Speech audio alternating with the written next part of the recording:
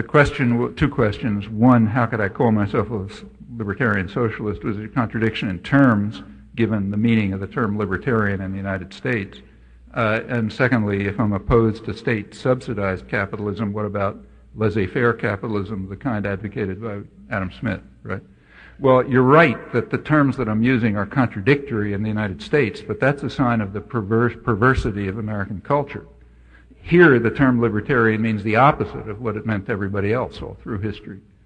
So what I was describing was the real Adam Smith and the real Thomas Jefferson and so on, who were anti-capitalist and called for equality and thought that people shouldn't be subjected to wage labor because that's destructive of their humanity, and that and the real Adam Smith, who said that a government in any civilized society, something has to be done to prevent division of labor because it will turn people into creatures as stupid and as ignorant as possible for a human to be, and who advocated markets only on the grounds that under perfect liberty it would lead to perfect equality.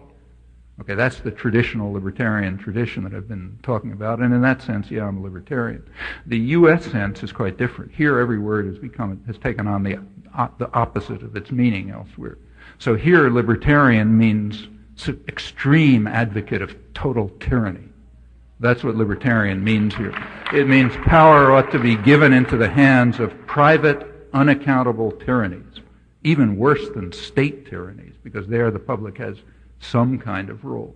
The corporate system, especially as it's evolved in the 20th century, is pure tyranny, completely unaccountable.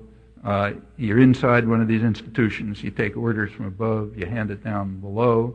You're outside the institutions under what the libertarians want. There's nothing you can say. The tyrannies do what they feel like. They're global in scale. I mean, this is the extreme opposite of what's been called libertarian everywhere in the world since the Enlightenment. And that's what's called libertarian here. So yeah, it is hard to talk here because you can't use words like libertarian or conservative or anything because they've all come to take their opposite meaning. As for Adam Smith and Wealth of Nations, well, first of all, the idea of a unsubsidized, not state-subsidized capitalism, we don't even have to bother talking about that. It has existed. It exists in a good part of the third world, which is why the third world looks the way it does. It has never existed in any developed society for a very simple reason. The wealthy and the powerful won't allow it, just as Adam Smith understood. They will use the levers of power to make sure that state power subsidizes them. That's why England developed, that's why the United States developed, that's why France developed, that's why Germany developed, that's why Japan developed, and in fact every developed society has developed just that way. That's one of the cliches of economic history. So we don't have to talk about that because it's non-existent, it never will exist except for people who have it rammed down their throats. Now, am I in favor of it? That's another question. Like in some mythical world, would I like to see laissez-faire capitalism? Well, only under the conditions described by Adam Smith. The real Adam Smith, the one who wrote Wealth of Nations, not the one you worshiped before, but the one who wrote it.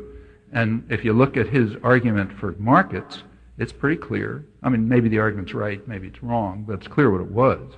The argument was, I repeat, that under conditions of perfect liberty, markets will lead to perfect equality. That's why markets are good, he said. They will lead to perfect equality, and they will not force people to subject themselves to outside orders, so they become less than human, so that the artisan recedes while the art improves, as de Tocqueville put it.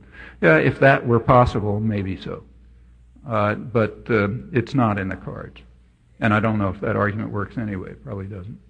The argument was fallacious, but the goal was clear. The goal was a society based on Enlightenment values, which is just radically opposed to what today are called libertarian values here in the United States. So there you have to be clear about what you're talking about. But you're right, as I use the terms, it sounds contradictory in the United States.